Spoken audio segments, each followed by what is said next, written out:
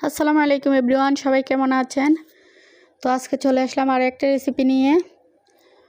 তো আজকে রেসিপিতে থাকছে কচুর মুখি দিয়ে বড় মাছের ঝোল। এভাবে রান্না করলে খেতে অনেক অনেক মজা। তো আমার রেসিপি যদি ভালো লাগে লাইক কমেন্ট শেয়ার দিয়ে পাশে থাকবেন। তো চুলে একটা প্যান বসিয়ে দিয়ে দিয়েছি পানি। এখন দিয়ে দেবো কচুর মুখিগুলো। 1 চামচ হলুদ দিয়ে ভাপিয়ে নেব।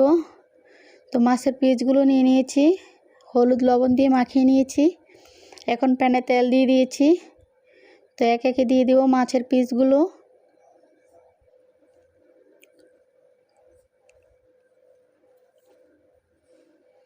তো এখন উল্টিয়ে দেব।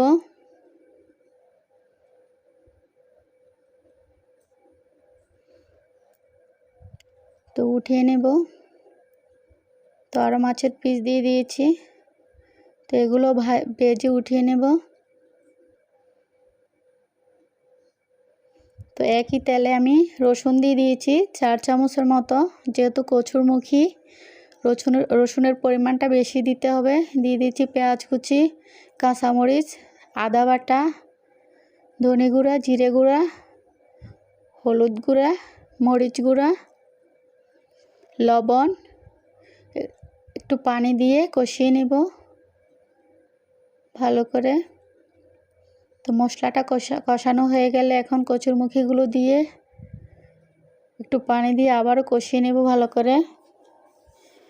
তো এভাবে পানি দিয়ে ঢাকনা দিয়ে দেব।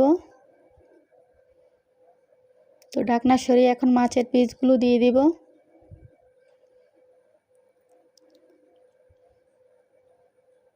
তো আবারও ঢাকনা দিয়ে সিদ্ধ হওয়া পর্যন্ত অপেক্ষা করব। তো এখন সিদ্ধ হয়ে গেছে, লবণটা চেক করে দিয়ে দিয়েছি ধনেপাতা কুচি। তো এখন নামিয়ে নেব। তো এখন পরিবেশন করব। এভাবে রান্না করলে খেতে অনেক অনেক মজা। তো আমার রেসিপি ভালো লাগলে লাইক কমেন্ট শেয়ার দিয়ে সবাই পাশে থাকবেন। সবাই ভালো থাকবেন। আল্লাহ হাফেজ।